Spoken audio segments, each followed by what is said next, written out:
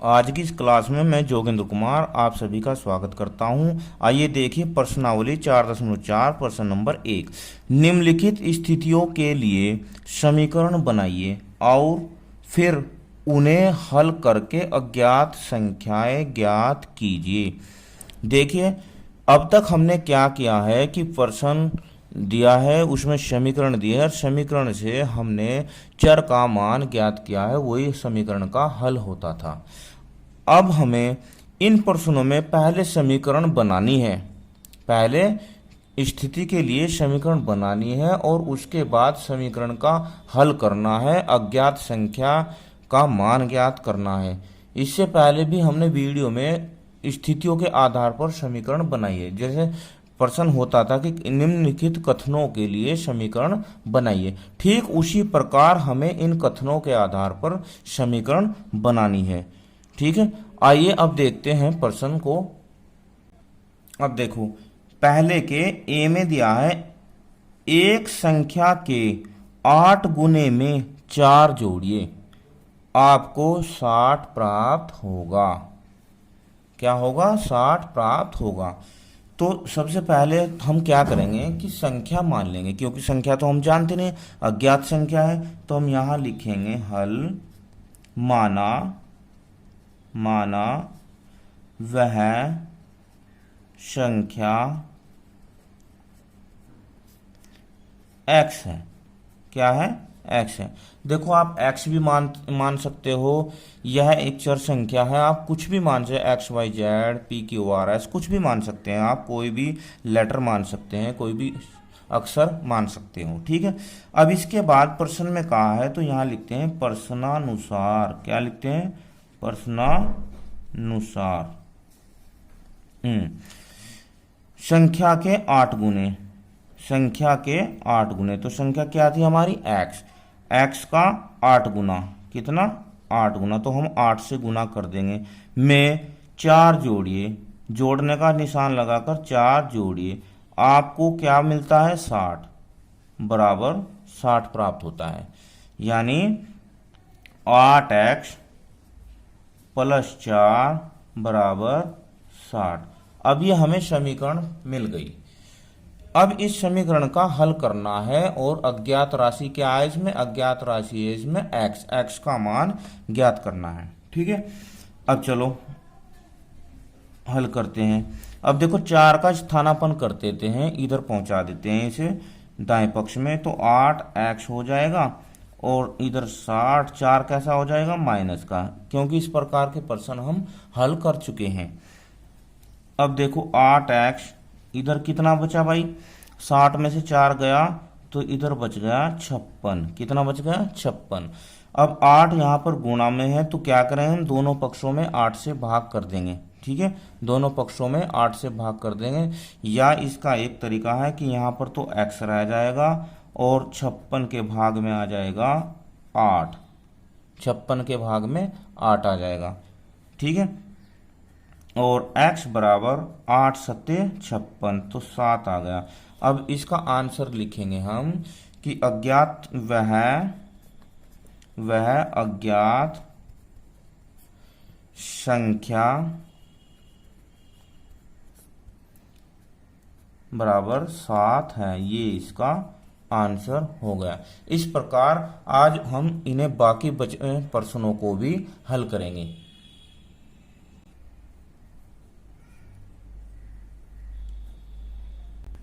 अब बी में देखो, एक संख्या का 1/5 घटा 4 संख्या 3 देता है। तो सबसे पहले वही करेंगे, हम संख्या को मानेंगे। माना वह संख्या x है। क्या है? x है। तो प्रश्नानुसार क्या कहा प्रश्न में? प्रश्नानुसार संख्या का 1/5, संख्या का 1/5 घटा 4 कितना प्राप्त होता है? 3। तो का मतलब गुना, का मतलब गुना। तो x की जब का 1 में गुना होगी तो x ही कम x ही हो जाएगा। तो ये हो जाएगा x/5 - 4 बराबर 3। अब ये समीकरण हमें मिल गई। अब हम क्या करेंगे, देखो अगर हम समीकरण के दोनों पक्षों में 5 से गुणा कर देते हैं, किससे, 5 से गुणा कर देते हैं, तो ये नीचे का 5 हट जाएगा। चलो कर देते हैं, देखो x/5 गुणा 5 माइनस 4 गुणा 5 बराबर 3 गुणा 5। ये 5 से 5 गया तो यहाँ होगा x और ये होगा 20, 5 चौक 20 और ये होगा 5 तिया 15। इधर कर लेते हैं तो ये x माइनस 20 बराबर 15 हो गया। 20 को इधर ले जाते हैं, x बराबर 20 जब इधर जाएगा तो प्लस का हो जाएगा, कितना हो जाएगा, प्लस का 20। तो x बराबर इधर हो गया 15 और 20 35। ये इसका आंसर अज्ञात संख्या है, अज्ञात संख्या बराबर कितनी आई, 35। इसकी सत्यता भी कर लेते हैं। देखो 35 का 1/5, 35 का 1/5, तो जब 35 का 1/5 होगा, 7 5 सत्ते 35, 7 आ जाएगा, 7 में से 4 गया 3, इसलिए इसका जो उत्तर है वो है 35। अब देखो सी को देखते हैं। सी में क्या कहा है, यदि मैं किसी संख्या का 3/4 लेकर इसमें 3 जोड़ दूं तो मुझे 21 प्राप्त होता है। हल, माना वह संख्या x है, सम्यमान्य है क्योंकि हमें संख्या का पता नहीं है, ठीक है। अब यहां लिखेंगे प्रश्नानुसार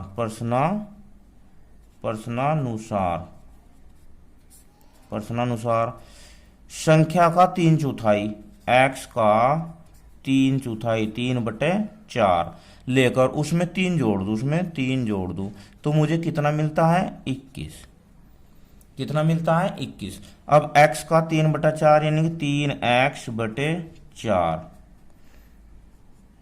और प्लस 3 बराबर 21। ये हमें समीकरण मिल गई है। अब देखो जैसे हमने इससे पहले में किया था 5 से गुणा, इसमें हम 4 से गुणा कर देते हैं। कितने से, 4 से, दोनों पक्षों में। तो 3x/4 गुणा 4 प्लस 3 में भी करते हैं 3 गुणा 4 बराबर 21 में भी 21 गुणा 4। अब 4 से 4 गया तो यहाँ आ गया 3x, यहाँ पर हो जाएगा 3 चौक 12 और यहाँ पर होगा 21 चौक 84। समीकरण मिल गई है हमें सही, बिल्कुल 3x + 12 बराबर 84। अब हम क्या करेंगे, 12 का स्थानापन्न इधर कर देंगे तो 3x बराबर 84 माइनस, ये माइनस हो जाएगा 12, क्या हो जाएगा, माइनस का हो जाएगा। अब यहाँ पर आ गया 3x, 84 में से 12 गए, 4 में से 2 गए 2 और 8 में से 1 गया, 8 में से 1 गया 7। अब x बराबर दोनों पक्षों को 3 से भाग करेंगे तो ये 3 यहाँ, अब 72 को 3 से भाग करेंगे तो क्या आएगा बताओ, 3 दूनी 6, 2 और 3 चौक 12, क्या आ जाएगा 24। x बराबर 24 आ जाएगा और यही अज्ञात संख्या है, ये आंसर हो जाएगा, ठीक है। अब डी में देखो, जब मैंने किसी संख्या के दुगने में से 11 को घटाया तो परिणाम 15 प्राप्त हुआ। हल लिखेंगे, माना वह संख्या, सभी प्रश्नों में ये लिखना है x है, क्या है x। प्रश्नानुसार यानी कि प्रश्न में क्या कहा उसने, प्रश्न में कहा है किसी संख्या के दुगने, तो x का दुगना में से 11 घटाया, मिला हमें 15, तो x का दुगना हो जाएगा 2x, 11 बराबर 15। ये समीकरण हमें मिल गई। अब इस समीकरण का हल करेंगे तो हमें 11 का इधर स्थानापन्न करना है, तो 2x बराबर 15, 11 इधर जाके कैसा हो जाएगा, प्लस का। अब देखो 2x, 15 और 11 हो गए 26। अब दोनों पक्षों को हम 2 से भाग कर देंगे तो इसे हम ऐसे लिखेंगे x, ये तो 2 कट जाएगा, इधर आ जाएगा 2, 26/2। अब x बराबर 2 से जब इसे भाग करेंगे तो 13 आएगा। क्या आएगा? 13, जो कि इसका आंसर होगा, और अज्ञात संख्या भी 13 होगी। इसके बाद डी के बाद ई को देखते हैं। देखिए ई में कहा है मुन्ना ने 50 में से अपनी अभ्यास पुस्तिकाओं की संख्या के तिगुने को घटाया तो उसे परिणाम 8 प्राप्त होता है। तो इसमें क्या मानेंगे बताओ? देखो, और में तो हम संख्या x मान रहे थे, तो इसमें हम मानेंगे अभ्यास पुस्तिकाओं की संख्या। तो माना अभ्यास पुस्तिकाओं की संख्या क्या मानेंगे? x है। अब प्रश्नानुसार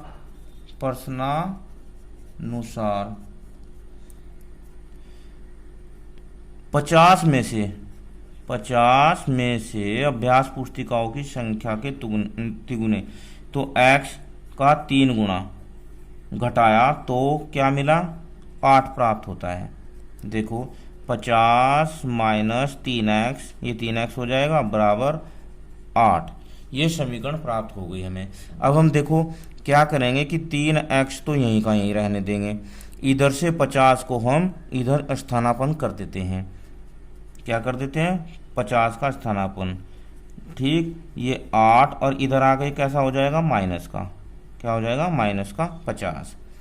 अब माइनस का 3x बराबर, अब 50 में से 8 गए 42, कितना? 42, और जो बचेगा माइनस का। अब दोनों पक्षों में -3 से भाग देने पर, तो जो -3 से भाग देंगे तो ये तो कट जाएगा, यहाँ पर आ जाएगा x, और यहाँ 42 बटे माइनस का 42 बटे माइनस का 3।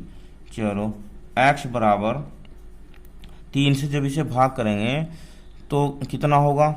14 तिया 42, 14 आ जाएगा, माइनस से माइनस कट जाएगा, और ये इसका आंसर हो जाएगा। F, इबेन हल एक संख्या सोचती है, वह इसमें 19 जोड़कर योग को 5 से भाग देती है, उसे 8 प्राप्त होते हैं। तो हल, माना वह संख्या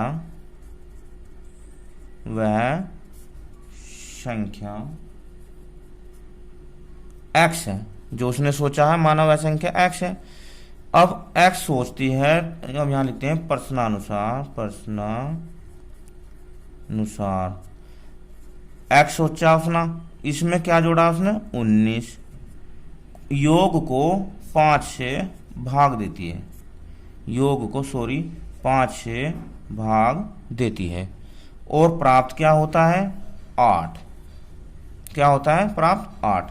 अब देखो समीकरण मिल चुकी है हमें, x + 19 बटे 5 बराबर 8। अब ये जो 5 है, हम दोनों पक्षों में 5 से अगर गुणा करते हैं तो ये 5 कट जाएगा। देखो x + 19 गुणा 5 बटे 5, और इधर 8 गुणा 5। ठीक है, 5 से 5 गया, बचा कितना? x + 19 बराबर 8 पंजे 40। ये समीकरण हमें अब बिल्कुल ठीक मिल गई है। अब इसका हम हल कर लेते हैं, जैसा हम करते आ रहे हैं। अब 19 का स्थानापन्न कर देते हैं। क्या करेंगे? x बराबर 40, 19 इधर जाकर हो जाएगा माइनस का, x बराबर 40 में से 19 गया 21, इसका हल है, और वह संख्या भी क्या है? 21 है। जी में देखो, अनवर एक संख्या सोचता है, यदि वह इस संख्या के 5/2 में से 7 निकाल दे तो परिणाम 23 प्राप्त होता है। सबसे पहले तो हम संख्या ही लिख लेते हैं। माना वह संख्या जो वह सोचता है x है। क्या है? x है। इसके 5/2 में से, तो यहाँ लिखेंगे प्रश्नानुसार संख्या के यहाँ पूरी लिख लेते हैं। संख्या के 5/2 में से 7 निकाल दें तो कितना मिलता है? 23। तो x गुणा 5/2 का माइनस 7 बराबर 23, यानी 5/2x माइनस 7 बराबर 23। अब इस समीकरण को हम सोल्व करेंगे। देखो यहाँ पर 2 है, बटे में 2 है, तो हम दोनों पक्षों को 2 से गुणा कर देते हैं। चलो लिख भी देते हैं, वैसे अब आगे लिखने की जरूरत नहीं है। दोनों पक्षों में 2 से गुणा करने पर अब 5/2x गुणा 2, 7 गुणा 2, 23 गुणा 2 कर दी हमने। 2 से गुणा, 2 से 2 गया तो यहाँ पर आ गया 5x। देखो 2 से 2 गया, यहाँ पर 14 और यहाँ पर 23 दूनी 46 हो जाएगा। अब क्या करेंगे? 14 का पक्षांतर या स्थानापन्न कर देते हैं। तो 5x बराबर 46 माइनस, माइनस तो नहीं होगा क्योंकि माइनस का इधर हो जाएगा प्लस 14। अब 5x बराबर 46 14 हो जाएगा 60। दोनों पक्षों को 5 से भाग कर देते हैं तो x ये 5 कट जाएगा और यहाँ पर 60/5 x बराबर है 12×5 = 60, यानी कि 12, जो कि इसका आंसर है। अब देखिए वीडियो कैसी लगी मुझे कमेंट में ज़रूर बताना। धन्यवाद, आपका दिन शुभ हो।